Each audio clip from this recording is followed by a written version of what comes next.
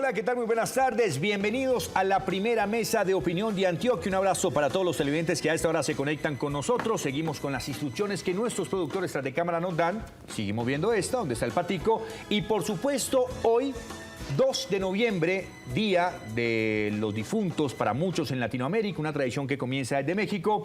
No solamente se conmemora ese día, hay muchas celebridades para el día de hoy, como la del señor Rafael Ignacio López Carrasquilla. Sí, el popular Nacho, que está de vacaciones en Chile.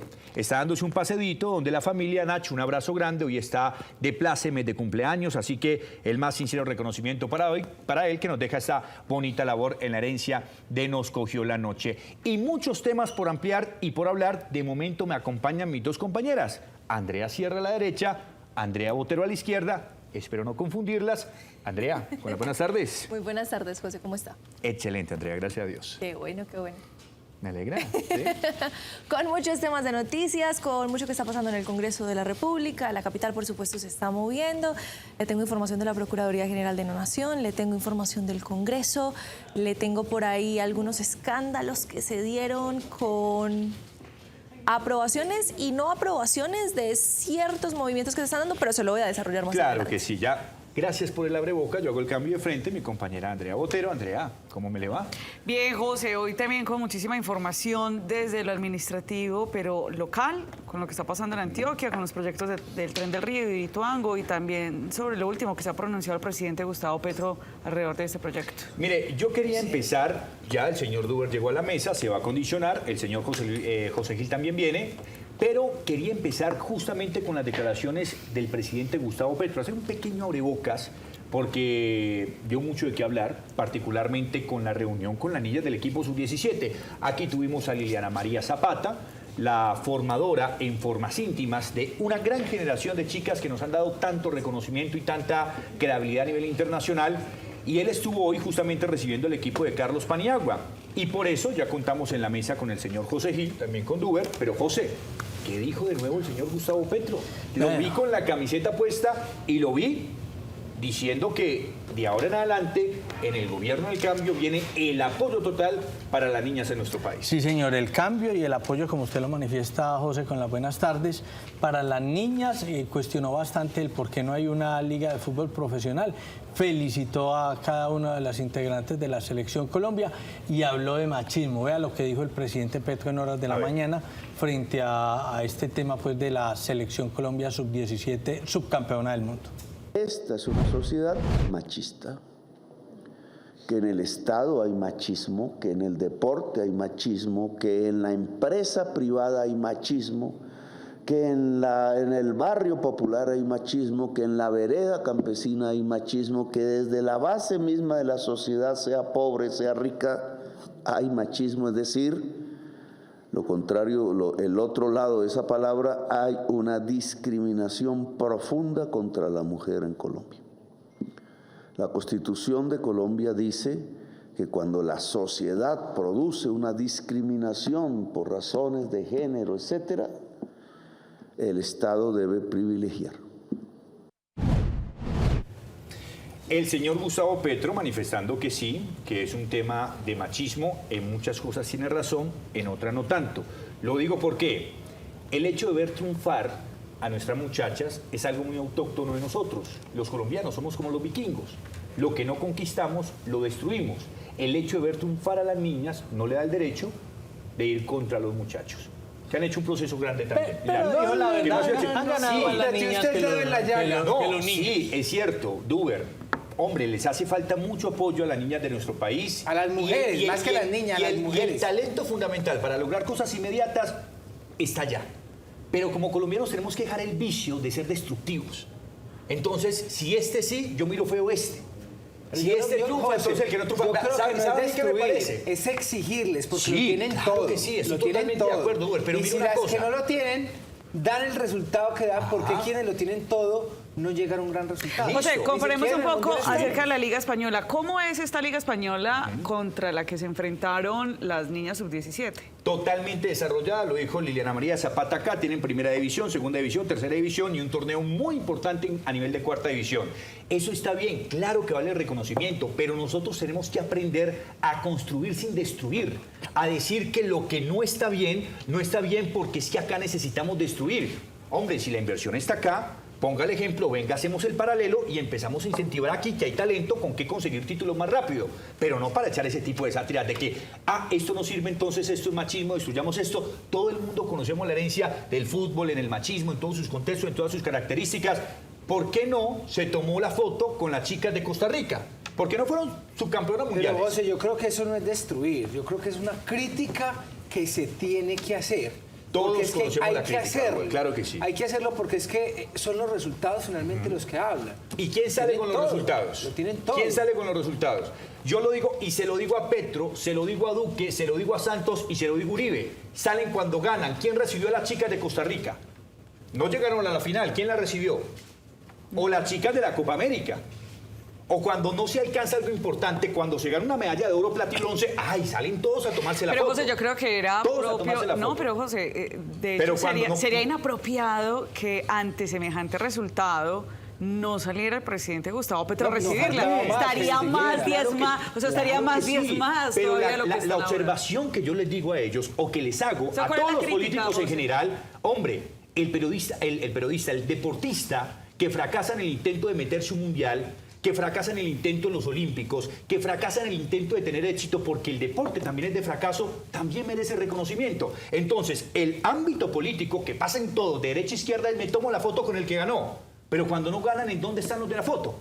Lo dejo ahí para que lo tengan en consulta. No, yo mi dejo ahí. conclusión es que hablan son los resultados, José. Finalmente son los resultados los que hablan. Usted en el colegio, en la escuela, en la universidad puede ir todos los días a clase, pero si no gana los exámenes, no presenta trabajos, perdió el año.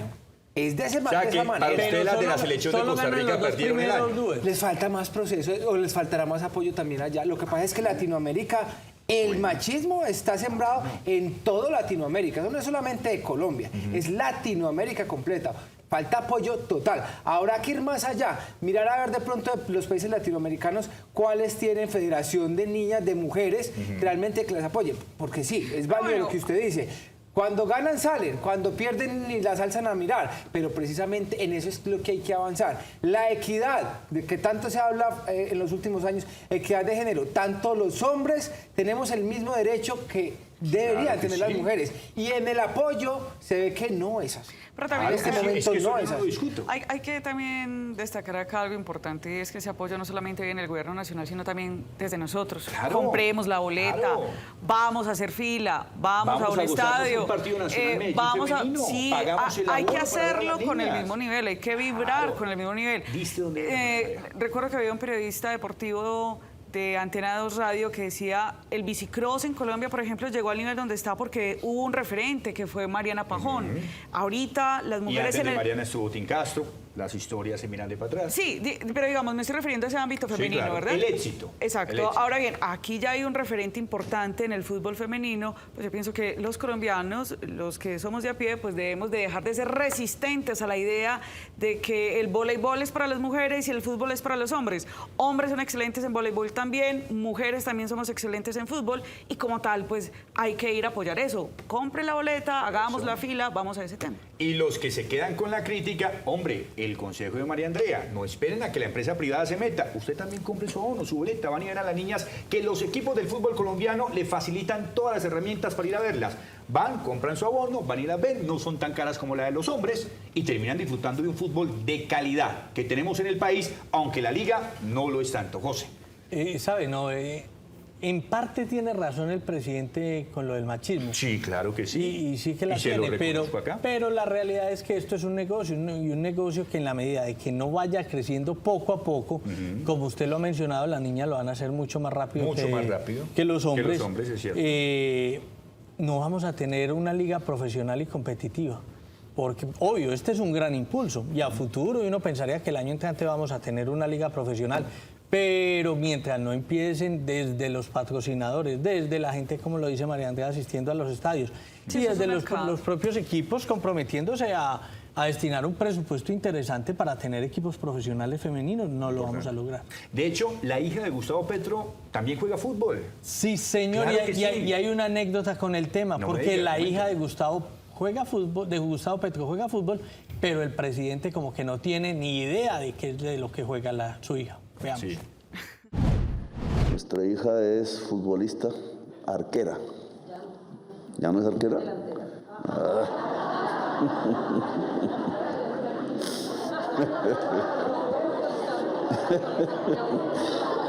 Ya me tocó. Oiga, esa es la anécdota. Pero está chévere. ¿Y cuál es el en medio del puesto? evento, ¿cómo? ¿Y cuál es el puesto? Delantera. Delantera. Delantera.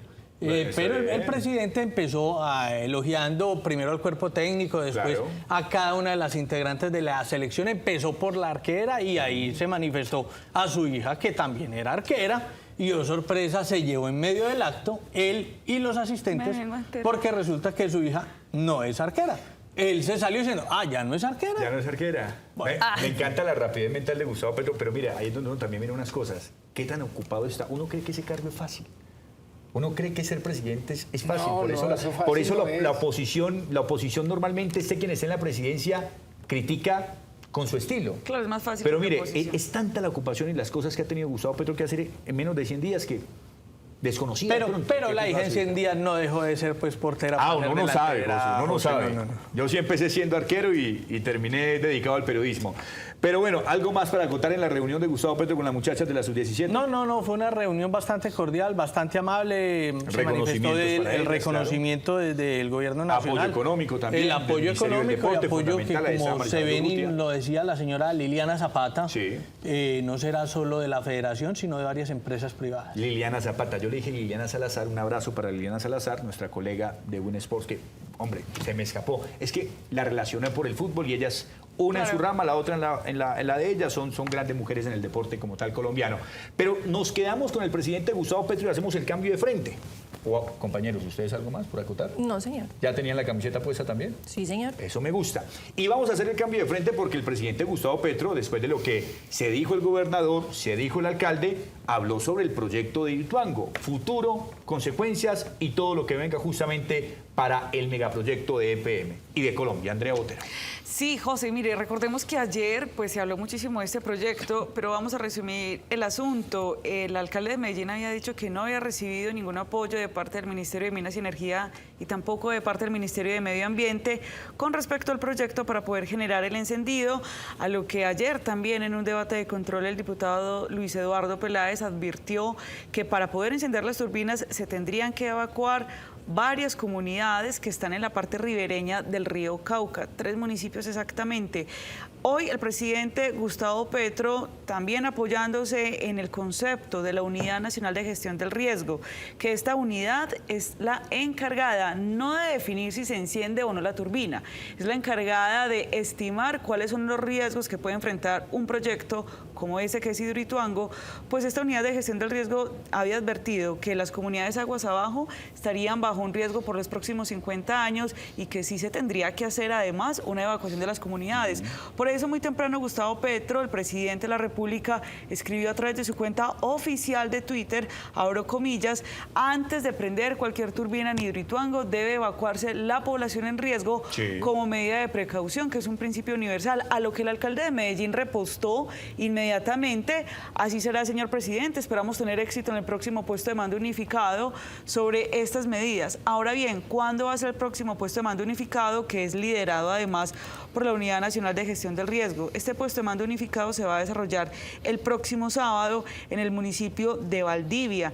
En este puesto de mando unificado se espera actualizar una de las actas de gestión del riesgo que se generó en el año 2019, que ya tiene dos años, y también recordemos entonces que el alcalde de Medellín había dicho que no había recibido apoyo de la ministra de Medio Ambiente. Pues Susana Muhammad también escribió frente a este tuit del presidente Gustavo Petro, y esta es la parte detonante. Abro comillas. EPM manifestó que existe riesgo e incertidumbre de desestabilización del macizo al prender las turbinas. Ahora corresponde al puesto de mando unificado, con base en el principio de precaución, proteger a la población. Esta y ninguna otra ha sido mi postura en el puesto de mando unificado, que también es presidido por ella, pero además agrega que este PMU no tiene funciones frente a la situación regulatoria de EPM. Y ojo con esto, José Gil, que también lo ha estado siguiendo de cerca. Lo que diga el puesto de mando unificado no va a tener ninguna injerencia frente a la posición regulatoria que debe ejercer la Comisión de Regulación de Energía y Gas. Y también dice que la ANLA, en la medida preventiva, faculta a EPM para tomar las medidas necesarias frente al riesgo. Acá lo que se ha, digamos, querido, lo que ha dicho también el alcalde de Medellín, es que si el puesto de mando unificado pide más pruebas que se puedan extender más allá del 30 de noviembre, pues que basándose en estas pruebas adicionales, ellos le podrían decir a la CREG que no les cobre multa. Pero miren que allí la ministra de Medio Ambiente dice que el concepto que diga el puesto de mando unificado no tendría injerencia sobre poder correr la fecha de la Comisión de Regulación de Energía y Gas. Esta fecha solamente se podría correr, pero si lo hace por decreto presidencial el presidente de la República, Gustavo Petro, con la consecuencia además de que si esto se corre, pues obviamente no quedaría bien, porque la CREG es una comisión de regulación. Y creo, José Gil, que también tendría en peligro EPM si corren la fecha frente a Fintech, frente a la calificación que se le hace financieramente, porque precisamente estaría incumpliendo con la entrada en funcionamiento, y obviamente esto genera pérdidas pues para el propio EPM. Con esto, para concluir, José Alarcón, y es que no se ponen de acuerdo lo que dice la gerencia de EPM, lo que dice el alcalde de Medellín, lo que dice el gobernador de Antioquia, lo que está diciendo el puesto de mando unificado, lo que dice la ministra de Medio Ambiente, lo que dice la ANLA. Es una gran cantidad de intervinientes y hoy ya es 2 de noviembre. María, me surge una inquietud y qué pena, José. Tranquilo, José. Ante la posibilidad de desestabilización del macizo, lo que obligaría a evacuar estos 3 municipios aguas abajo, ¿se sabe esa posibilidad o ese riesgo de desestabilización del macizo es por cuánto tiempo? O sea, ¿cuánto tiempo hay que evacuar estos 3 municipios aguas abajo? ¿O cuándo se tiene certeza de que el macizo efectivamente no se va a desestabilizar y no se va a venir? Mire, José, en el informe, no mire, Poiri es una firma chilena que contrató EPM durante el año 2020 para que le hiciera una información técnica de cómo había quedado la presa después de la contingencia de 2018. En este informe que se conoció el año pasado, este año en enero, pues este informe hablaba precisamente del peligro que suscitaba el macizo rocoso, que quedó bastante afectado luego de tener que inundar Casa de Máquinas y el destaponamiento del túnel, creo que fue el número 2, el que se destaponó en su momento. ¿Qué es lo que sucede? Que cuando dicen que tienen que evacuar a las comunidades para prender la turbina número 1, ese encendido de la turbina número 1 tiene que ser con agua dinámica, es decir, la que viene propia de la presa. Y hay que evacuarlas porque eso sería una prueba. Y haciendo esa prueba, verificar que no hay riesgo, entonces las comunidades sí pueden volver. Pero me faltó agregar algo. Recuerden que existe la comunidad que se llama la comunidad Ríos Vivos, que es una asociación que está conformada por los pobladores de los municipios de Nechí, Valdivia. Puerto Valdivia es el corregimiento de Valdivia. Liderada por la congresista Isabel Zuleta. En su momento estaba siendo liderada por ella, no tengo la certeza si en el momento. No, en este momento no, pero está siendo pero ella sí Congreso. movió mucho, la senadora Isabel Zuleta, y ellos advirtieron que lo que hoy escribe el presidente Gustavo Petro de que realmente hay un riesgo, era algo que ellos ya venían advirtiendo desde la gestación de este proyecto. Pues también hay que indicar acá algo, y es que esta afectación del macizo rocoso pues viene desde el año 2018, cuando Daniel Quintero no era alcalde, por supuesto, de Medellín. Sí, claro. Es una situación, digamos, consecuente de esta contingencia, pero digamos que la crítica que viene ahora es ¿por qué no hay suficiente claridad en la información? ¿Por qué EPM no dice realmente las cosas como son? Porque no es Fintech, es Fitch and Ratings quien podría generar una calificación menor financiera a EPM en caso tal de que pues EPM no le cumpla a la CREG, y por supuesto eso también tiene que ver con un posible detrimento que pueda tener obviamente la alcaldía de Medellín por el dinero que recibe a partir de EPM. Otro. Duber, de detrimento en detrimento, pero el susto es que ese macizo se desplome y termine costando lo que no queremos que cueste, que son vidas, o dañando la calidad de vida de las personas así se hayan evacuado. Pues José, mire, ayer el diputado Luis Peláez ponía un panorama como de incertidumbre, digo yo, porque él hablaba de 50 años para que hubiera una plena seguridad aguas abajo. María Andrea, que tuvo la oportunidad de conversar con él y de entrevistarlo, pues fue quien nos mostró esas declaraciones del diputado. Sin embargo, yo digo que pues está bien, una vez comiencen a funcionar las turbinas, se harán unos estudios, se generará yo creo que cierta estabilidad y el momento más difícil va a ser esa parte inicial, cuando comiencen las turbinas a moverse y si de ahí para allá no pasa nada, pues esperemos que todo siga bien. Todo siga bien, pero lo primero que se tiene que arreglar, qué pena, Andrea. Es que miren, y a mí lo que me parece muy llamativo de esto es que estamos hablando del encendido de la turbina 1. Faltan 7. Faltan 7. Y si estamos viendo ese riesgo tan inminente con la 1, ¿qué va a pasar cuando empiece la 2? Y cuando empiece la 3? Y cuando empiece la 4? Nacho López ha puesto en duda si podrán iniciar las otras, pero si ese riesgo parece estar tan latente y tan inminente, solamente con el encendido de la primera turbina, creo que sí queda la palabra que utilizó Uber, es perfecta incertidumbre en qué va a pasar cuando empiecen las otras. Claro que supone uno que la presión puede ser mayor solo con una turbina prendida.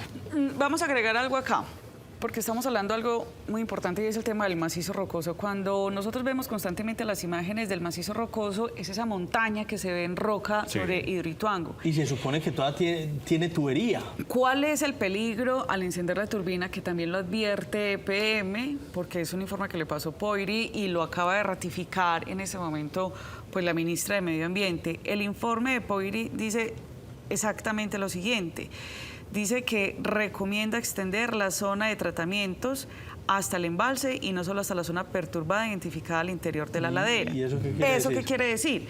Que la situación de riesgo del vertedero, que es algo que ha estado manifestando muchas veces acá Nacho y también muchísimas personas, esta imagen que nosotros vemos continuamente, que es por donde corre el agua. ¿Dónde sale el agua? Eso es, dice que hay un posible agrietamiento porque este vertedero no está acondicionado para que esté funcionando durante tanto tiempo. Dice este informe de Poiri que la situación de riesgo del vertedero, el agrietamiento del lleno prioritario y el deterioro del macizo rocoso requieren atención inmediata. Para esto recomendaba el informe de Poiri 2 cosas.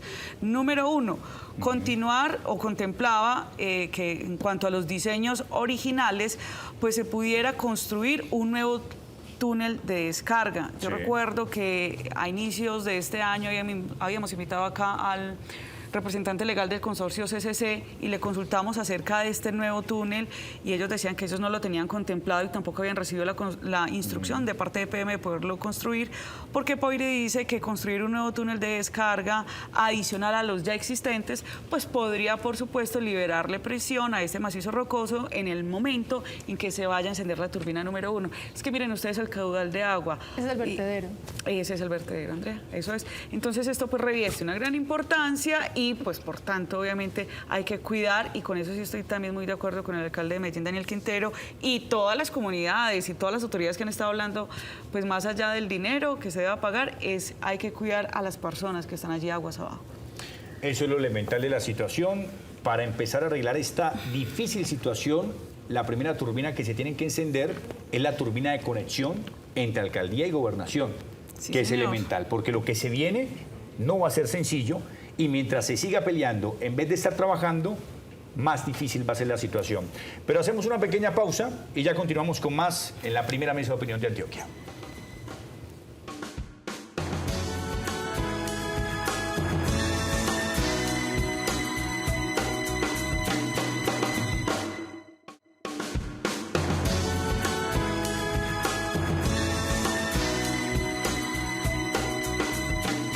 Continuamos en la primera mesa de opinión de Antioquia. Tocamos un tema muy fundamental, que es justamente los planes parciales en la ciudad de Medellín. Ya tenemos a nuestro invitado, el señor John Morales, abogado urbanista. Pero antes de tocar el tema a profundidad, abogado, bienvenido a la primera mesa de opinión de Antioquia. Muchas gracias por la invitación, por este espacio que ya me es familiar y dado que queremos compartir conocimiento con la ciudad y con el país.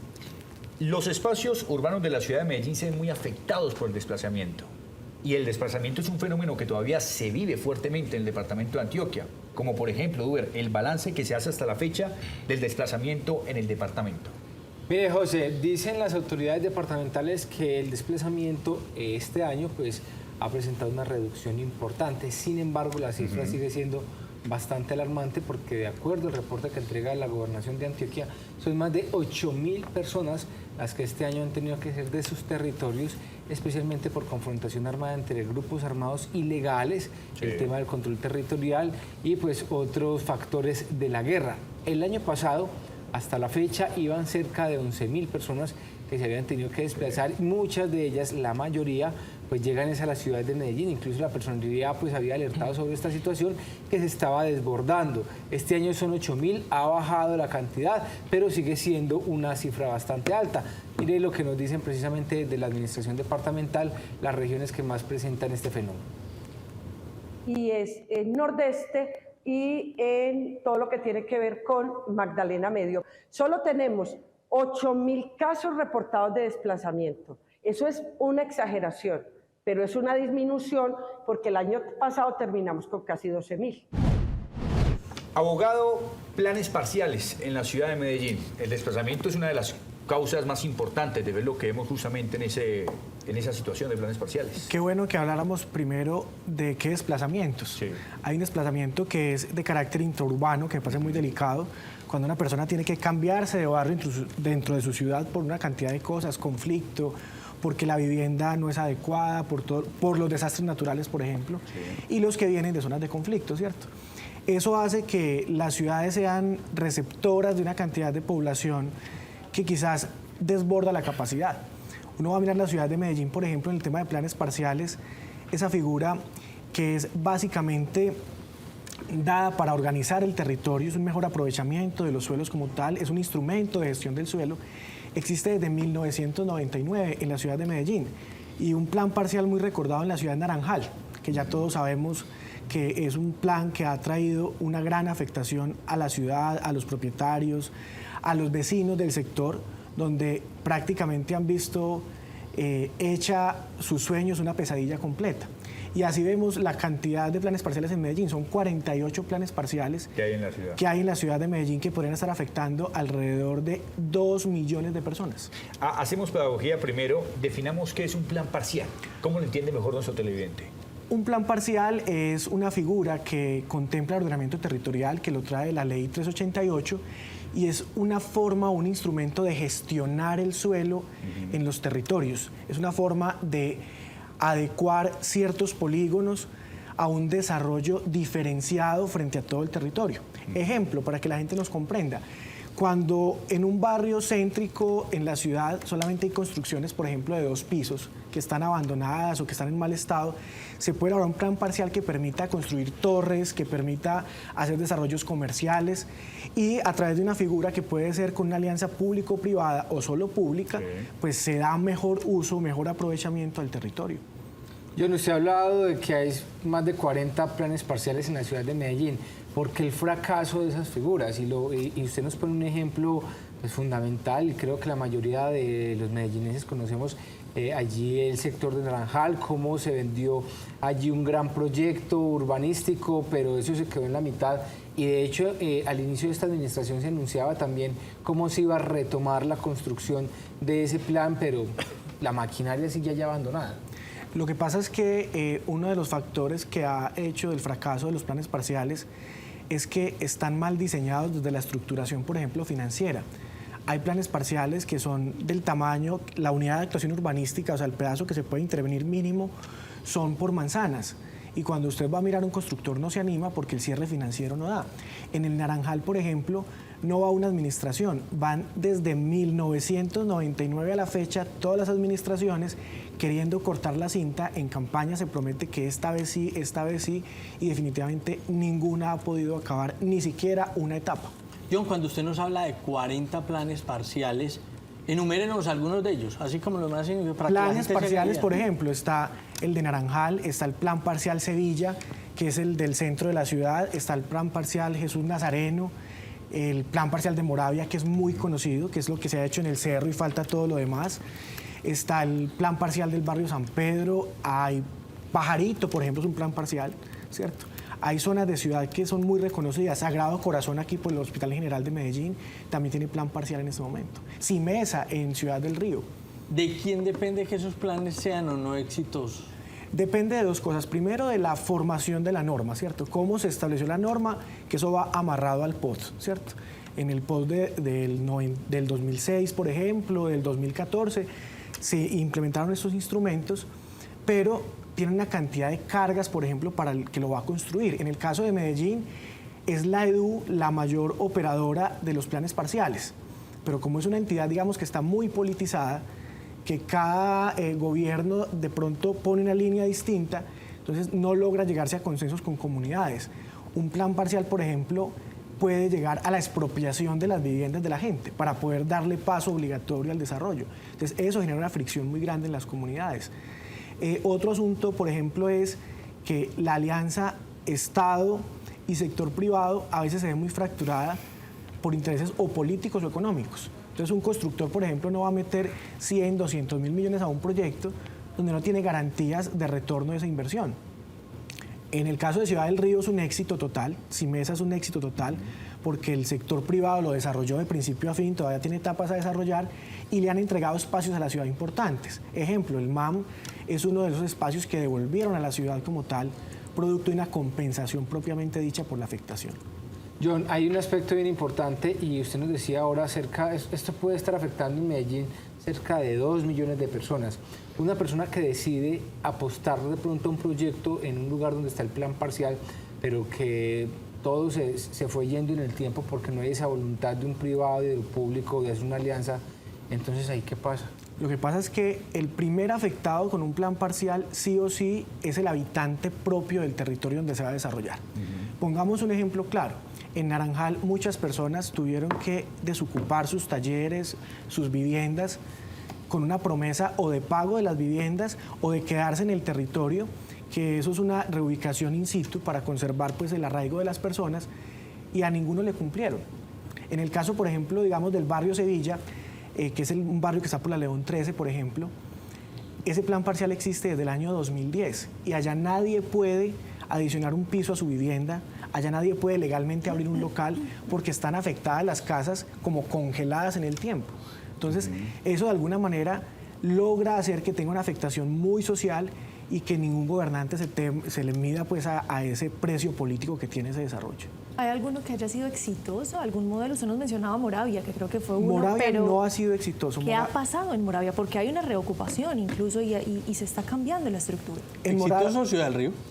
Exitoso Ciudad del Río y Pajarito, ¿cierto? Pajarito también es muy exitoso porque las constructoras llegaron a desarrollar unos índices muy altos de vivienda y el Estado a su vez llegó con colegios, con espacios públicos donde no lo había, claro, todo el complemento al desarrollo. En el caso de Moravia, por ejemplo, no ha sido exitoso, o en mi consideración no ha sido exitoso, primero porque lo que se avanzó en el tiempo se retrocedió, o sea, en ese momento el morro de Moravia, que conocemos comúnmente así, pues parte está invadido, el resto está muy descuidado. Y en el caso de Moravia, podría uno decir que no va a un 15% del proyecto inicial. Moravia contemplaba toda la zona del bosque, Moravia, Oasis, que era un desarrollo grandísimo, donde si uno ve, por ejemplo, los renders, que inclusive yo traje algunos, se ven hasta edificios, se ven colegios nuevos y no hay un solo edificio, no hay un solo colegio nuevo. Entonces, en ese caso es muy difícil. Hay un asunto muy inventado en la ciudad para el año 2015 con Aníbal Gaviria, que era el famoso Distrito Medellín Innovation, ¿cierto? Que eso está congelado, que es donde está hoy en día Ruta N. Ese espacio, digamos que era como de los más pragmáticos de la ciudad, porque iba a ser un modelo de desarrollo distinto, no solamente al tema de vivienda, sino al tema de innovación, ciencia, tecnología. Y hoy ve uno, por ejemplo, a Ruta N vacío, ve los alrededores totalmente abandonados, no hay un edificio nuevo, no hay infraestructura nueva, y por el contrario, se ve un deterioro absoluto de esos territorios. En Moravia, por ejemplo, se ve el alto índice de ocupación, son más de 44.000 habitantes en un barrio. O sea, el barrio Moravia perfectamente podría ser un pueblo. Y uno ve que no hay espacio público. Moravia no tiene un parque. Moravia no tiene zonas de esparcimiento, zonas de parqueo, porque es absolutamente denso el barrio y esos desarrollos se han quedado totalmente estancados. ¿Qué se hizo diferente en Pajarito y en Ciudad del Río que hicieron que fueran exitosos y no se ha hecho en los otros 38 planes que hay? 46. En los otros 46. O sea, son 48. Son 48. ¿Le cabe uno más a Medellín? Sí, claro, todo lo que quieran hacer planes parciales se podría hacer. Siempre y cuando estén bien Siempre- estructurados, y se porque si no cumplan, es un ¿no? encarte para la ciudad. Por ejemplo, pues yo creo que se debe venir un plan parcial muy cercano al desarrollo de las Tres Cruces. Sí. Eso va a tener con seguridad un desarrollo allá. La pregunta era sobre por qué han sido exitosos ellos. Básicamente porque los privados han confiado en esos proyectos, porque ha tenido un gana-gana, donde el privado logre obtener rentabilidad es muy importante para ellos, pero adicional porque eran suelos donde la gestión predial no era tan compleja. En predial, ¿qué era? La montaña. Y comprar predios en esa montaña no era tan complejo. Pero cuando usted va a mirar, por ejemplo, Naranjal, Sevilla, Chagualo, Nazareno, hay que comprar viviendas y en el caso del centro son viviendas de personas muy ancianas, están amarradas a su vivienda y dicen, no, aquí me sacan en tablas, me sacan muertos, ¿cierto? Y lo otro que también ha hecho algo, digamos, que frena mucho, es que la adquisición de esas viviendas o esos predios es con avalúos muy irrisorios. Entonces, una persona que tiene una casa, por ejemplo, de 300 millones de pesos, en su concepción personal, pide 1.000 y el constructor no se arriesga. Y como es un tema privado, y en el caso de ciertos planes parciales, requiere que el constructor ya haya comprado las mitad más uno de esa manzana para que el Estado le ayude a expropiar el resto. Entonces, es muy difícil. Yo en este tema va muy ligado al tema de las invasiones y usted ahorita y se lo digo porque ahorita hablábamos de Moravia, cómo Moravia se inició una intervención precisamente por la cantidad de personas que se encontraban allí, invadiendo un terreno que no era el más óptimo precisamente para la salud y se inició todo este proceso, se logró recuperar, a esas personas se lograron reubicar. Pero hoy vemos como Moravia nuevamente se está invadiendo y no es solamente Moravia.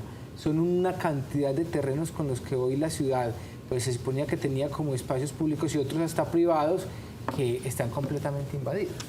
Lo que pasa es que el ejemplo de Moravia ya se triplicó en la ciudad. La Comuna 13, por ejemplo, la zona de las Independencias, donde están las escaleras eléctricas, por ejemplo, es una invasión. Es la forma como la gente ha ocupado esos espacios a las buenas o a la fuerza, ¿cierto? Porque los actores del conflicto también han hecho de las suyas en esos espacios. Uno ve la Nueva Jerusalén, por ejemplo, en el límite con Bello, con nosotros, que fue una invasión que en algún momento se subestimó y de un momento a otro ya desbordó la capacidad del Estado para reubicarlos. En el caso de Santo Domingo, todo Santo Domingo es una invasión. Vallejuelos, en el caso de Bello Oriente, todas esas zonas han sido invadidas, pero ni siquiera por la mala fe de la gente, es porque buscan un pedacito de tierra para vivir. En Colombia hay un gran déficit habitacional en el tema cuantitativo y cualitativo, porque mucha gente piensa que tener una casa es en un lugar digno para vivir. Y tenemos en la ciudad miles de hogares que comparten 5 o 6 personas una sola habitación, por ejemplo.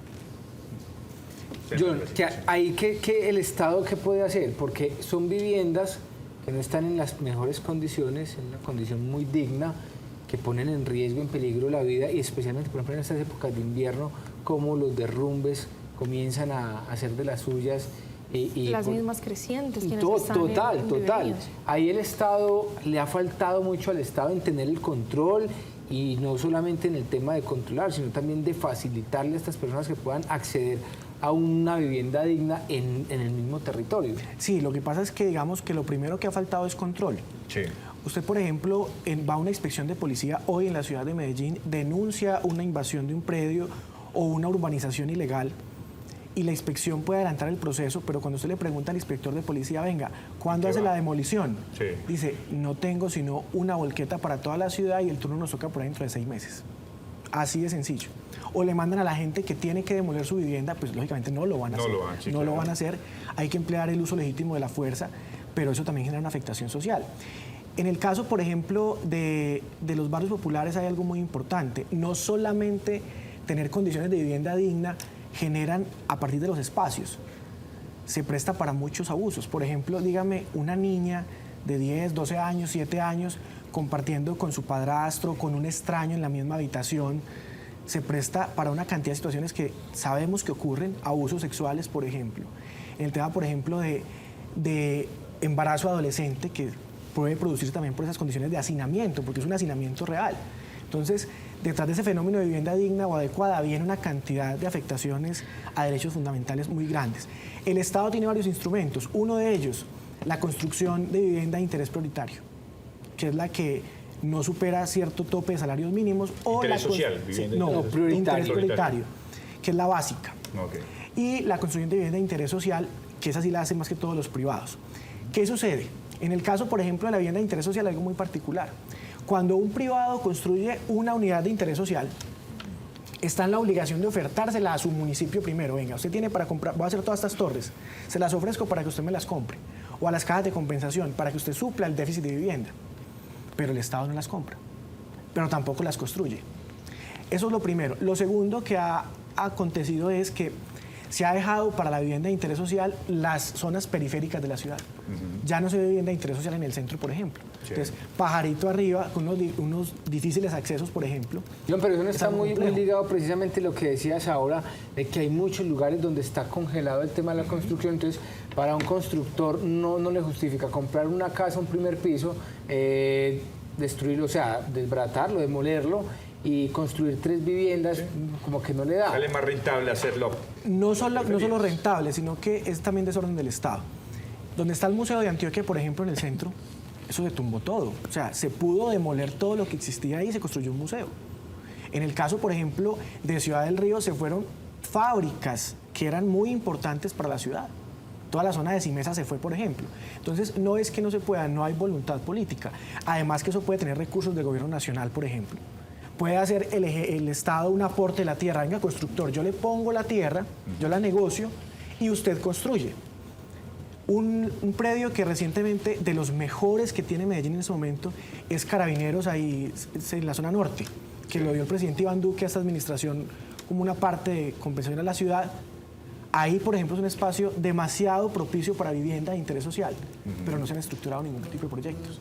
Y son hectáreas, o sea, ni siquiera son hectáreas que hay allá en ese momento llenas de pasto y de caballos de la policía. Pero, John, ¿valdría la pena crear nuevos planes sabiendo que hay 46 que están en veremos? Nuevos planes no creería yo que vale la pena crear o formular.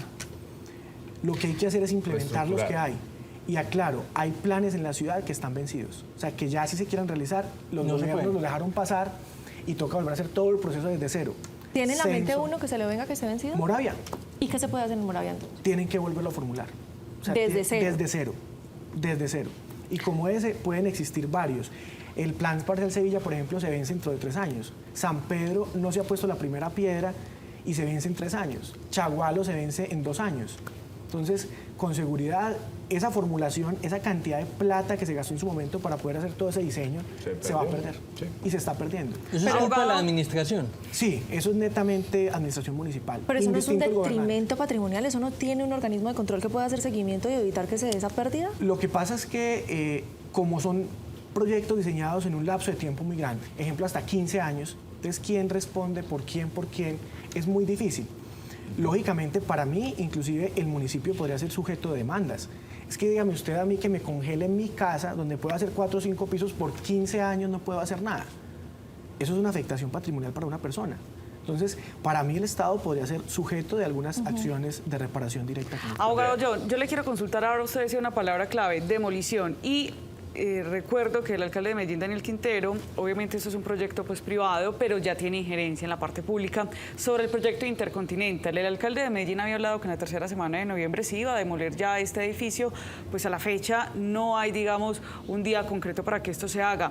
Pero, ¿qué sucede? Hay unas personas que tienen sus viviendas alrededor de Intercontinental. La alcaldía de Medellín tuvo que intervenir este proyecto pues por el peligro que representa, pero desde la parte jurídica, esas personas que están allí alrededor del Hotel Intercontinental, hablemos específicamente del edificio Interclub que tuvieron que desalojar, ¿qué protección les puede brindar el Estado en el caso eventual de que su casa vaya a resultar, digamos, afectada por la implosión que se vaya a desarrollar? ¿O cómo es la protección a la cual pueden acudir estas personas? Hay varias situaciones. Lo primero es que el Estado estaría obligado a una reubicación temporal, ¿cierto? Mientras termina el fenómeno que hay ahí o la crisis que hay en ese espacio.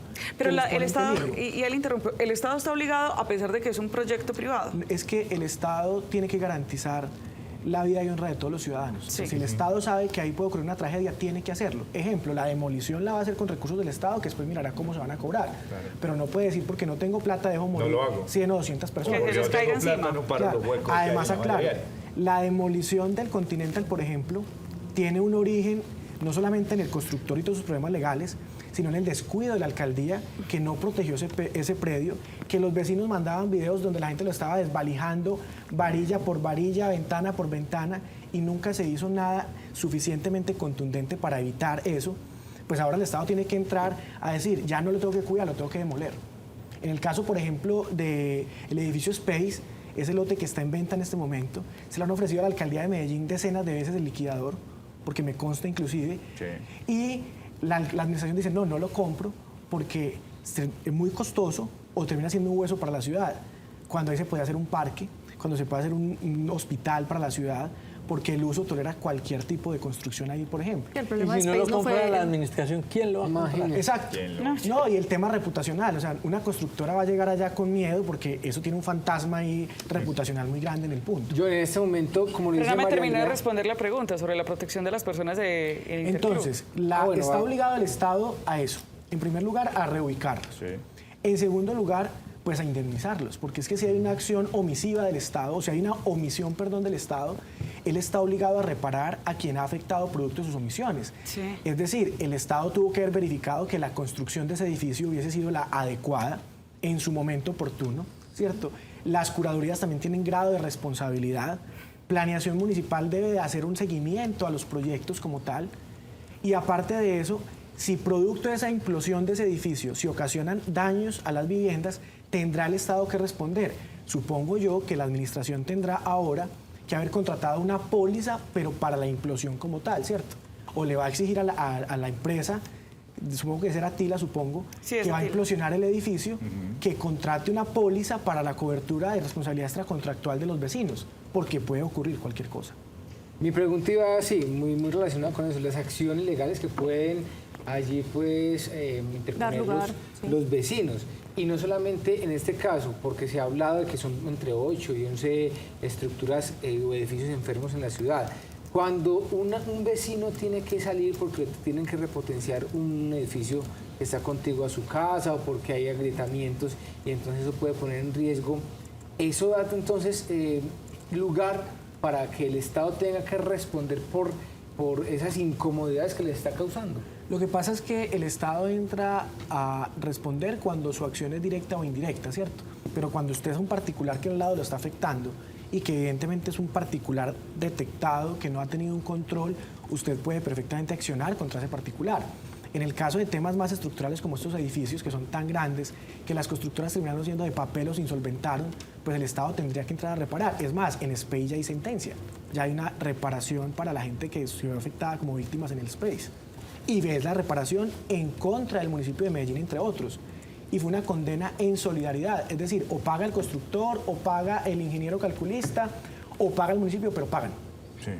Y a un abogado, cuando va a ejecutar una sentencia de esas en solidaridad, lógicamente se va a ir por el lado que más plata haya, en este caso el municipio de Medellín. Esa es la razón.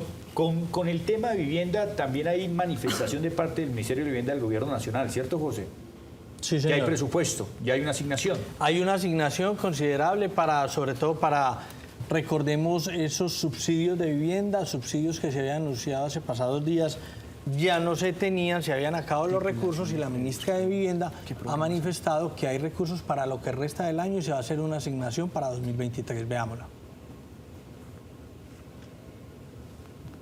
Sí. Bueno, es que ¿sabe por qué todavía no ha ido? Porque lo podemos hacer con coordinadora Negocios NET. Y aquí sí podemos hacer el relevo para ver si ya tenemos el full en pantalla y nos los avisa José. Sí, señor, con la ministra de Vivienda, veamos. Con el patrocinio de Coordinadora, que apoya los grandes negocios en Colombia, presenta Negocios NET. La buena noticia es justamente esa, que hay un presupuesto, que hay una estabilidad, que por lo menos hay una proyección que le permite al país por lo menos que visualiza o que sueña tener su vivienda propia, que es tan fundamental, obviamente en buenos proyectos de ejecución, doctor, que es fundamental, verlo a profundidad y tratar de entender cuál va a ser, digamos, esos beneficios que el gobierno nacional nos va a retribuir. Bueno, ya enseguida iremos con el tema. ¿Hacemos una última pregunta, Duber? Sí, una pregunta, José, que es bien importante, la titulación de predios, y tiene que ver con esas personas, y si estoy equivocado me corrige, abogado, las personas que están en un lote que de pronto no tienen a su nombre, pero que el Estado, después de cumplir con ciertos requisitos, ya les deben titular esa vivienda, ese lote, ese terreno. ¿Cómo funciona eso? ¿Y qué requisitos son? Yo quiero arrancar de pronto con el tema actual. Hay una expectativa grande con el plan de gobierno o el plan de desarrollo que implementa el presidente Gustavo Petro, porque pretende reivindicar mucho el tema de la vivienda, ¿cierto? Las alcaldías, el Estado, las gobernaciones tienen facultades legales, hay leyes al respecto para que puedan darle el título a una persona de esa vivienda que ocupó en una invasión por muchos años. Sí. ¿Cuántos años como mínimo, abogado? Porque se habla Eso así. no requiere, o sea, la titulación de predios no Hay un mito que requiere... dice que son 10 años. No, pero esa es la prescripción, esa es la acción legal ok. para que el mismo particular demande y un juez sea el que por una sentencia judicial falle a favor de esa persona, para que adquiera por prescripción adquisitiva del dominio. Pero hay otra figura que es la titulación de predios. Es lo que hace la alcaldía en el caso de Medellín por medio del ISBIMED. Hace unas campañas donde a la gente le dan la escritura, el plano de la vivienda, los exoneran de los impuestos propiamente dichos para pagar en notaría, en registro, pero estos planes avanzan a plan tortuga, o sea, son muy lentos, siendo que está toda la capacidad jurídica, que es la más importante, está la ley al respecto, y toda la capacidad a nivel administrativo, pero falta voluntad política. La ciudad podría en ese momento titular alrededor de 40.000 viviendas a personas que las están ocupando de hecho, que las tienen ya y que solamente les falta el título real de dominio, que es la escritura pública que conocemos nosotros. Abogado John Morales, muchísimas gracias por acompañarnos la tarde de hoy en la mesa de opinión, la primera mesa de opinión del departamento de Antioquia. Antes de despedirlo, no le voy a quedar debiendo el fondo de la ministra. Ya José lo tiene listo. Las Sí, ya declaraciones. tenemos a la ahora sí, ministra las Catalina declaraciones, Velasco. por favor. Recordemos que son los subsidios para aquellas personas que van a comprar vivienda, pero el gobierno nacional tiene unos cupos de subsidio con los que les cogería parte de la cuota por un lapso de años. Sí. Y esos recursos se acabaron, según anunció el gobierno Gustavo Petro recién posesionado. La ministra ha dado la buena noticia, porque hay muchas personas que no podrían acceder a estas viviendas si no obtienen ese recurso, a pesar de que tienen aprobados ya los créditos. Los Esos bancarios. subsidios son para, o sea, eso se reparte en Extracto. orden de llegada, si no estoy mal. Sí, en orden de llegada. Pero incluso yo había escuchado que ese subsidio para la clase media desaparecía. Sí, Sí, la idea del gobierno, solamente del extractos gobierno Petro 1, 2 y es que 3. eso desaparezca para clase media. Pero Bueno, veamos lo que dice la escuchemos. ministra. Podrán registrarse desde el lunes 7 y hasta el 25 de noviembre en la página del Ministerio. Es importantísimo que desde ya vayan gestionando los documentos indispensables para el registro. En primer lugar, la carta de aprobación del crédito hipotecario o leasing habitacional, que debe contener como mínimo el tipo y número de documento de identificación, el nombre del solicitante que se registró en la plataforma de Mi Casa Ya y el periodo de vigencia de la aprobación. Y en segundo lugar, el registro del reglamento de propiedad horizontal del proyecto de vivienda.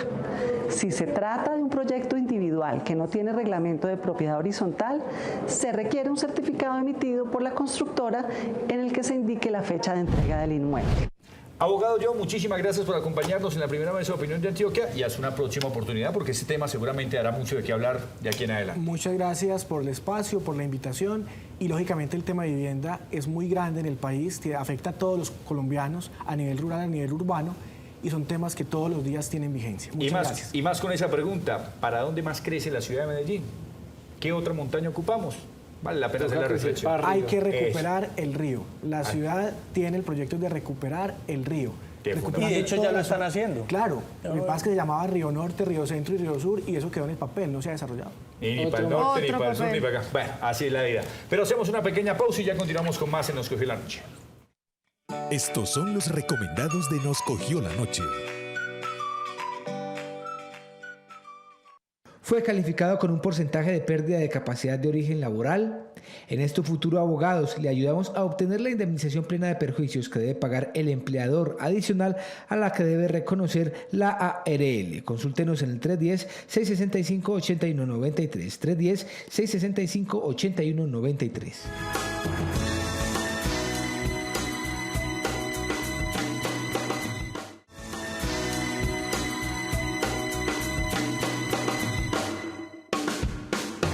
Ya seguía me arrimo, veo de qué se trata, pero el chiste está bueno. Bueno, así son las redes sociales y nosotros somos un bueno en redes sociales y ustedes saben que es así. Pero primero, antes de hablar de lo que va a circular en redes sociales, el día de hoy ha circulado, va a seguir circulando el día de mañana, me quedo con la expresión exótica.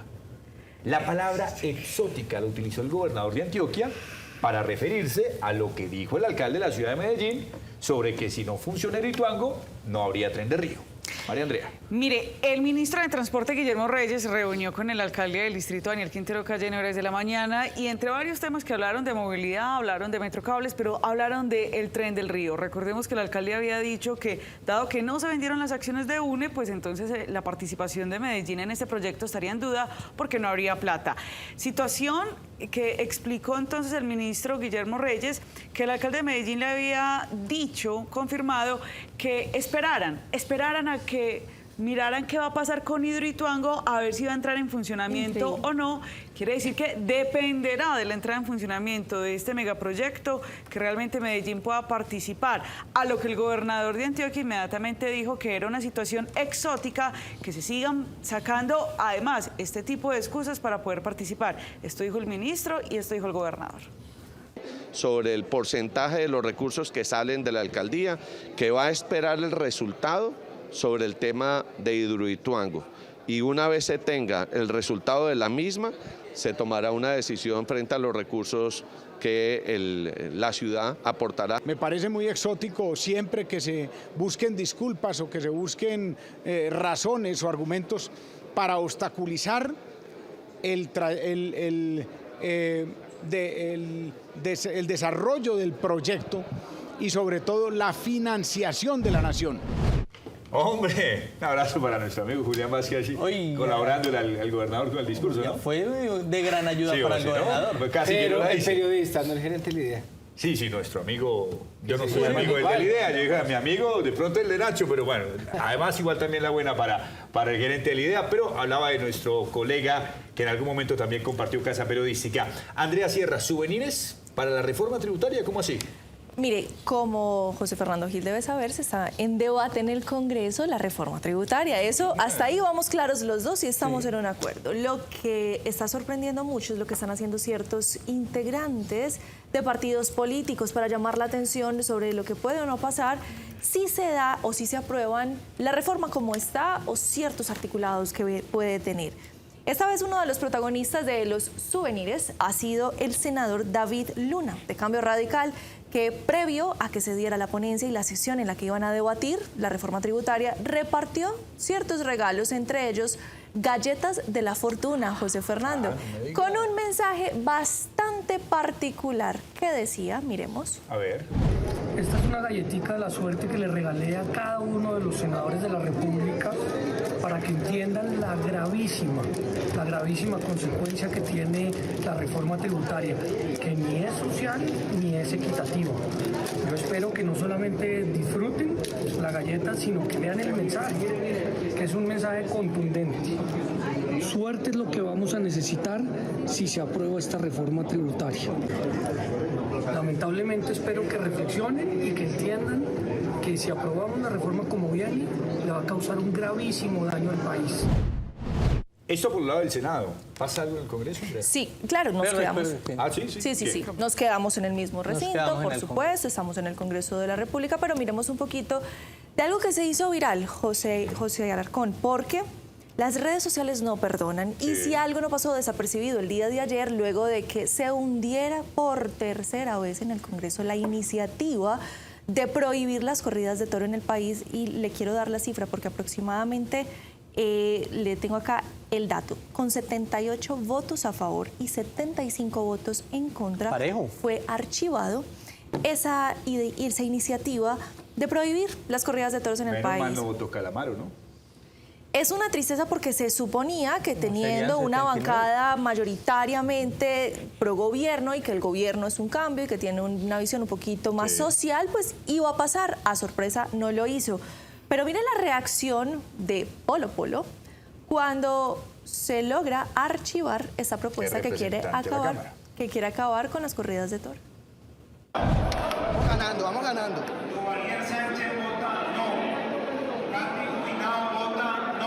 Catherine Jubilao.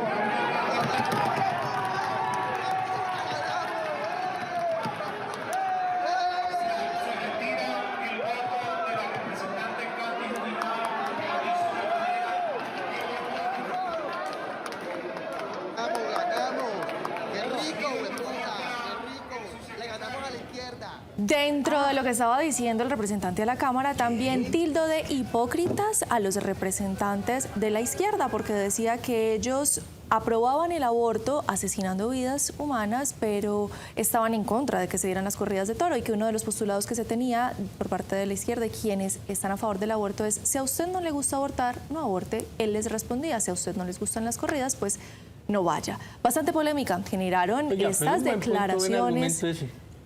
Pero, yo no lo tildaría de bueno, particularmente.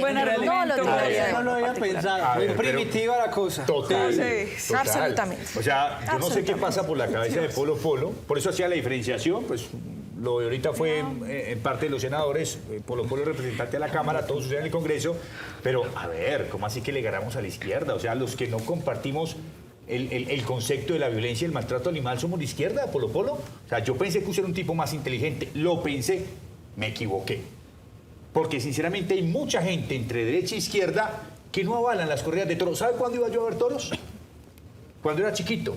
Me llevaban a las corridas de toro y yo le hacía una fuerza al toro. Que me disculpen los toreros que torearon en esa época. Entre esos César Rincón. Le hacía una fuerza al toro. Pero no puede salir a decir acá, con el discurso que normalmente manejan otro tipo de referentes políticos, que es que el que no comparte la ideología de los toros entonces es de izquierda. Sí, no, pero me imagino que era un tema de bancadas en el Congreso, José. Seguramente, de fuerzas políticas. Pero sí, pero de todas maneras, cosas es que es un interés común. Las cosas del interés común no pueden ser de los partidos. Nadie es el dueño del asunto del maltrato animal o de salvaguardar la seguridad de los animalitos. Como para decir que es de derecha o de izquierda y que salga Polo Polo a ver a la Macarena que porque los toros continuaron. Pero en medio de la situación, José, uno se imagina que efectivamente quienes votaron a favor de una y en contra de la otra eran unos de izquierda y los otros de derecha. Pero no es el concepto, José. No debería ser. O sea, a ver, es el maltrato animal, muchachos.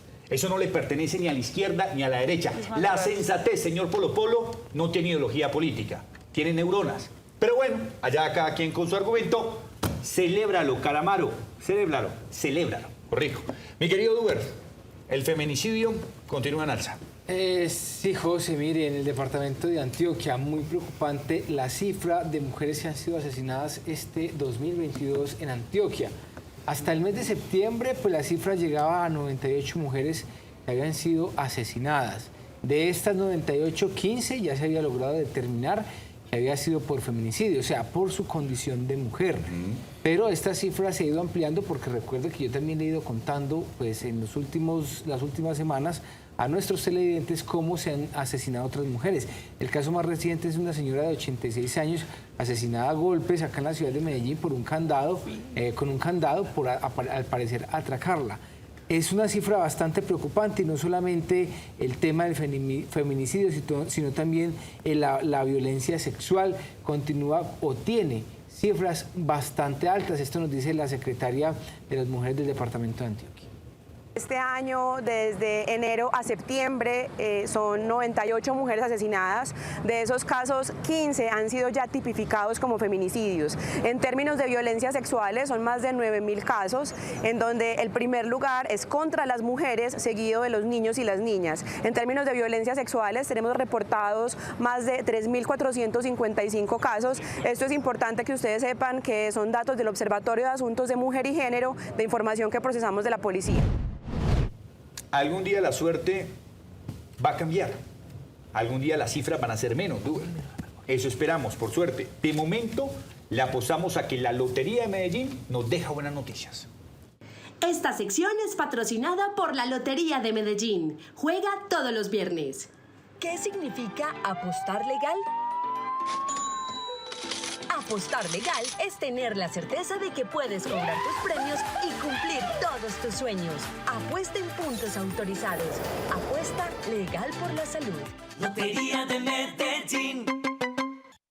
Esta sección es patrocinada por la Lotería de Medellín. Juega todos los viernes.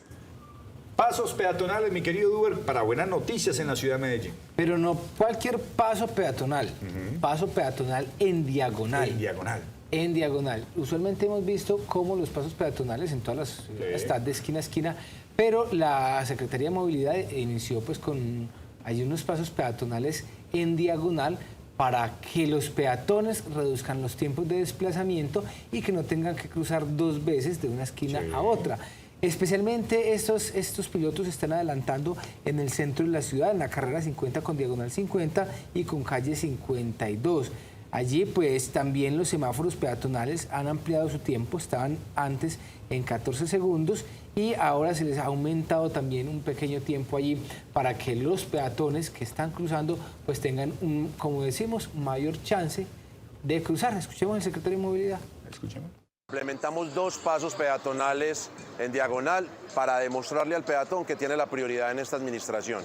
Es muy simple, cambiamos los ciclos semafóricos de 14 segundos a 21 segundos para que el peatón no tenga que dar 2 ciclos o 2 giros, sino que pueda de manera diagonal llegar más rápido a su destino y de manera más segura.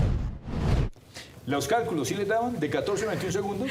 Acá estábamos metrando las Yo les hago otro tirando números, porque Tirando sí, lo que dice José, seguramente para los vehículos pues van a tener que esperar más, pero se van a incrementar los trancones en el centro. Pero hay que tener en cuenta, José, que siempre será el peatón. La prioridad, eso no tiene discusión. Antes de los cálculos, calcúlemelo el presupuesto de Medellín, si hay o no hay. Un momentico, primero voy a una pausa, vaya calculándomelo, dígale también a nuestro amigo José que le ayude y nosotros ya venimos en un momento. Una pequeña pausa.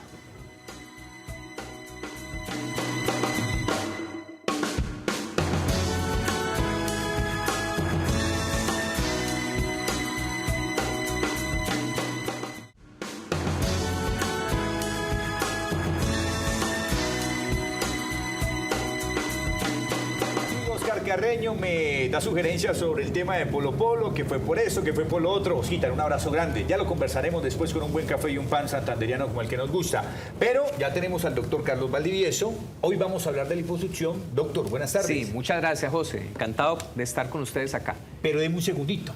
Claro. Porque hay una liposucción que le hicieron al presupuesto de la ciudad de Medellín para el año entrante. Bueno, entonces queremos saber, María Andrea. Bueno, se la van a hacer, se la van a hacer. Ah, ¿se la van a hacer? Sí, porque fíjese, en este momento se debería estar socializando el presupuesto para el año 2023, que el alcalde de Medellín lo radicó, pero de manera extemporánea el 10 de octubre, en horas de la noche, y era un presupuesto que ascendía hacia los 7.3 billones de pesos. Lo hice de manera virtual. Como ya no estamos en contingencia, pues el concepto jurídico del Consejo de Medellín es que este proyecto no se puede debatir, no puede entrar en estas sesiones ordinarias, por lo que el concejal Sebastián López advirtió que los concejales no permitieron que entrara en el orden del día para dar ese primer paso, que es la socialización en presencia del secretario de Hacienda, y manifiesta que la única tarea que tenía que hacer bien el secretario de Hacienda era presentar a tiempo este proyecto, a riesgo de que varios proyectos el próximo año queden desfinanciados, porque si no se aprueba el proyecto de 7.3 billones de pesos,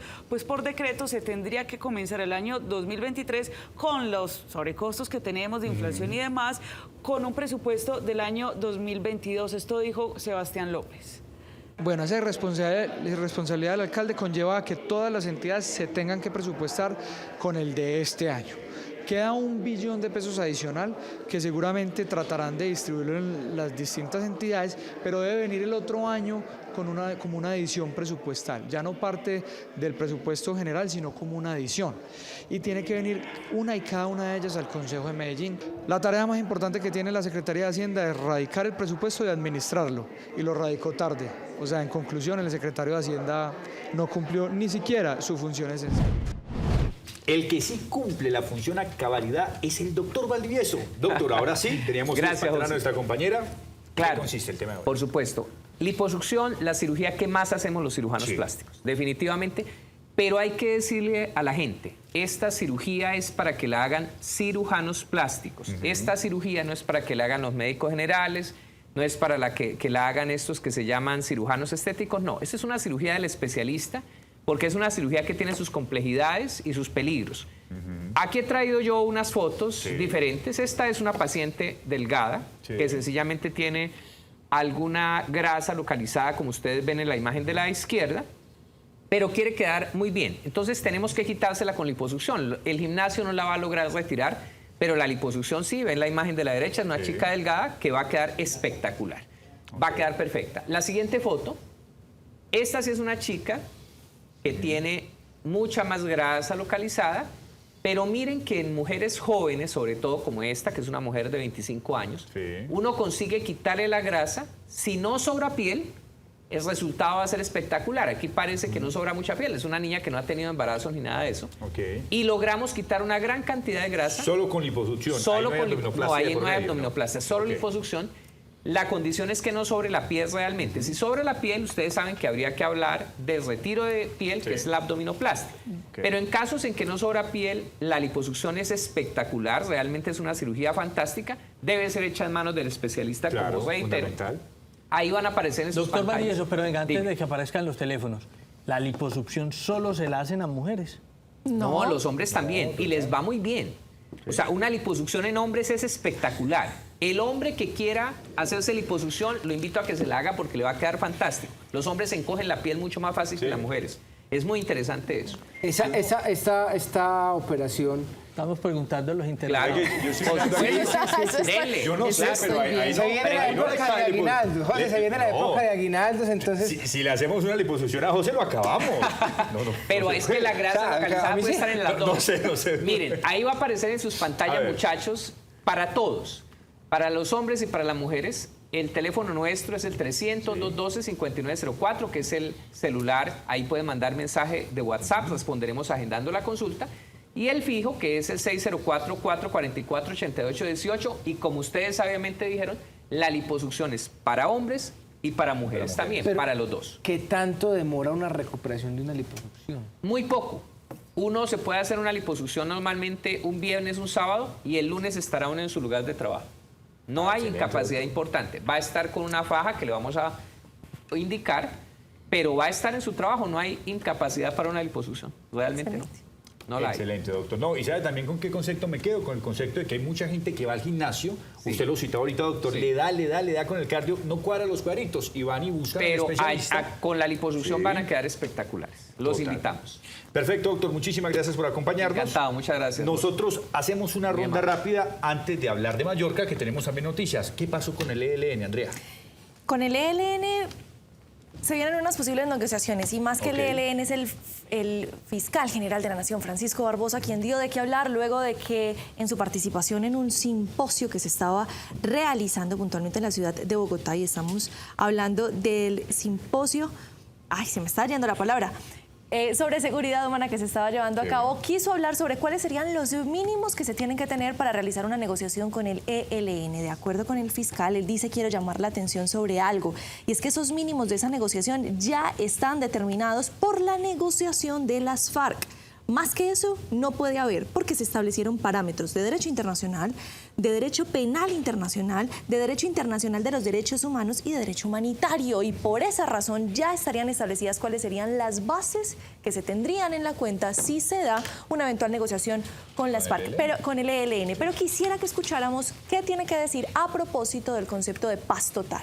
Escuchemos. En ese sentido, la Fiscalía ayudará en todo lo relativo a ese sometimiento porque hay voluntad de paz de la Fiscalía General de la Nación. Queremos que haya esa paz total, lo que se plantea esa paz total, y la respaldamos. Nosotros institucionalmente respaldamos las iniciativas, más aún la paz como un derecho de obligatorio cumplimiento, pero bien hecha y sobre los estándares legales, constitucionales e internacionales que se establecieron en este territorio y que acataron los estándares internacionales de derechos humanos. Diálogos con el ELN que esperamos que para la paz total no se hagan agua, como se pueden hacer cualquier otro diálogos en la historia entre gobiernos y guerrillas. Agua que esperamos no tener el día domingo cerca de 300.000 habitantes. Un millón. 1.300.000 habitantes. 1.300.000. No, definitivamente voy a estar ahí. En el área metropolitana, sí señor, y usted que viene de Itagüí con mayor razón, porque le cuento que según empresas públicas de Medellín, Se tienen unos trabajos planteados por una reposición que se está haciendo en la planta de La Fe y por eso se va a cortar el agua a 1.300.000 personas o más o menos 333.000 usuarios entre residenciales y empresas y negocios. Pero vea, le cuento acá rápidamente por encimita los circuitos en Medellín, de Altavista Sur, Centro, Aures 1 y 2, Belencito, Cucarachas, El Rincón, El Rodeo, El Tesoro, La Pastora, Mangos, Pajarito, Miraflores, Palenque, Salvatorino, en Itagüí, Manzanillo y Manzanillo, La Estrella, en Envigado, El Esmeraldal y San Rafael. Son algunas de las zonas que se van a quedar sin agua el domingo durante parte del día. Para eso EPM ha dispuesto 41 rutas de carrotanques. Veamos al vicepresidente de Saneamiento de Agua de EPM. Estos trabajos comenzarán a las 6 de la mañana y para poder adelantarlos será necesario interrumpir el servicio en los municipios de La Estrella, Itagüí, Envigado y en algunos sectores del distrito de Medellín. Para poder consultar cada una de las personas que viven en estos municipios si van a ser cubiertas por la interrupción del servicio, pueden acceder a través de la página web de EPM, la línea de atención al cliente o nuestro asesor virtual EMA. Allí, con el número de contrato de cada una de las instalaciones, podrán identificar cuál es el horario que le corresponde en la interrupción del servicio. Bueno, más allá de la información, José, hay algo que me parece muy curioso en EPM y algún día lo tendremos que preguntar con las directivas de la empresa de servicios públicos. ¿Del actual gerente? No, siempre, sí, okay. En empresas públicas de Medellín. Yo no entiendo por qué Empresas Públicas de Medellín tiene gerente general, pero sus subalternos son vicepresidentes. Eso no pasa sino en EPM. Sí, pero el cargo principal es gerente general. Y los subalternos son vicepresidentes. Esa fórmula ayudó mucho a EPM durante muchos años. No sabría qué decirle. Pero por lo menos es curioso el nombre. Es curioso. Por lo menos llama la atención, sí. Hay 17 vicepresidentes, creo. Creo que son 17. Pero el jefe de los vicepresidentes... Es general. Es gerente. No, o sea... Es gerente. Sí, ahí ya me están... Tenemos, sí, rápidamente, Duber. Sufrimos en algunos lados... Qué pena, se nos acaba el tiempo. Esta es la mesa de Nos Coge la Noche. No puede faltar. Duber, unos sufren por agua y otros sin. Sí, señor. Mire, pues desafortunadamente el invierno deja 63 víctimas mortales ya en el departamento de Antioquia. Y la víctima más reciente es David Angarita, una persona que se encontraba desaparecida desde el 24 de octubre, allí en el sector de Altos de Oriente, en el Pinar en Bello, donde se había pues una casa que se había derrumbado, una persona había quedado, dos personas habían quedado atrapadas, una había sido hallada, pero la otra pues desafortunadamente no la habían podido encontrar. Se informó que el día de ayer esta persona fue hallada por los organismos de socorro, desafortunadamente pues ya sin vida. Desafortunadamente pasa esto con el invierno. El saludo para los televidentes que nos ven, dos muy queridos para mí, Elkin Gómez y Margarita Gómez y Elkin Laverde. Abrazo para ellos que no se pierden. Nos Coge la Noche en el municipio de Sabaneta. Mario Yepes, que por fin comparte lo que usted piensa y expresa en el programa. Pero por supuesto. Un abrazo grande para todos. Nos despedimos de momento, pero los dejamos con esta microcápsula de Mallorca.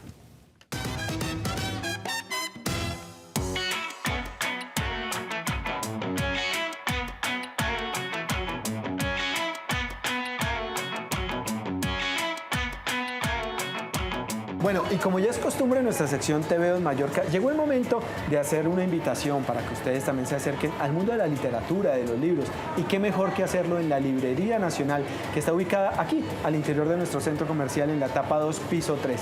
Por eso me vine a hablar con Lince para que me contara de esos libros que por esta temporada se están vendiendo mucho. ¿Qué más, Lince? ¿Cómo ha estado? ¿Cómo está, Ricardo? Muy bien, estoy. Muy bien, muchísimas gracias. Bueno, Lince, hay libros que se venden más que otros o libros que la gente está buscando más que otros. ¿Cuáles serían esos libros de esta temporada? Claro, sí, señor. Tenemos acá el de Álvaro Vanegas. Sí. Sí, él es un gran escritor colombiano. Por el momento, este es su primer libro con la editorial Planeta. Él nos hace una pregunta que es: ¿qué pasaría si el Hijo de Dios apareciera en un callejón? ¿Sí? El tema que él propone es terror. Muy buen libro. Muy buen libro, mire, Sí. recomendadísimo. ¿Qué pasaría si el Hijo de Dios apareciera en un callejón en Bogotá? Ahí se desprende una cantidad de tramas, buenísimo por Álvaro. ¿Qué otro libro tenemos? Tenemos este libro policíaco para los amantes de la novela policíaca. Sí. Es un libro que habla sobre un caso de un asesinato en un hotel. Entonces es un caso que no ha sido esclarecido. El escritor comienza a buscar fichas hasta que encuentra realmente el asesino. Ok, ¿Listo? una Muy novela buen libro. muy interesante. Sí. Joel Dicker, perfecto, ya es otro de nuestros recomendados. ¿Qué otro libro? Tenemos para los que les gusta, a los amantes de la novela, de la literatura o superación o espiritualidad, tenemos el escritor Eckhart Tolle. Él es alemán. Él nos plantea lo que es vivir el momento, lo que no pensar en el pasado ni en el presente, sino en el momento. Tener claras las emociones. El poder de la hora, de Eckhart Tolle. Muy Grijalbo, de la editorial Grijalbo. Bueno, también recomendadísimo. Otro libro, son 5 libros, llevamos 3. ¿Cuáles serían los otros 2? Aquí tenemos lo que es Mari Arana, ¿sí? Ella es una escritora peruana de la editorial Debate de Penguin Random House. Es una biografía sobre Bolívar, la mejor biografía que en estos momentos ha salido de Bolívar. Para los amantes de la historia colombiana o de la historia de Bolívar, tenemos este libro. Lince lo ha dicho muy bien, para los amantes de la historia, pues me imagino que una biografía muy completa de nuestro libertador, pues aquí lo tienen para que ustedes también se diviertan. Además que un libro siempre resulta un muy buen detalle. Y finalmente, Lince, ¿qué otro libro tenemos? Tenemos el de Roma soy yo, la historia completa de Julio César. Una buena novela, él es una novela histórica. El escritor es Posteguillo, él es español. ¿Sí? Es muy buen escritor, muy reconocido, tiene varias novelas. Así es, sí, tal cual. De hecho, he tenido como el placer de leer un par de novelas de él y sé que se ha dedicado como al tema de mezclar un poco de literatura con ficción y es muy interesante. Y además sé que ha sido también, incluso pues también está dentro de mis libros en espera para leer. Pues Lince, muchísimas gracias. Con mucho gusto, yo siempre Ricardo. feliz de visitar aquí la Librería Nacional. Ustedes, por favor, anímense a leer, a visitar las letras. Hay de todos los temas para todos los gustos. Librería Nacional, etapa 2, piso 3. Aquí nos encuentran. Además llegaron hace poquito con muchas novedades y además con muchas promociones. Lince, muchas gracias. Con mucho gusto, Ricardo. Sigan ustedes con mucho más en TV2 Mayor.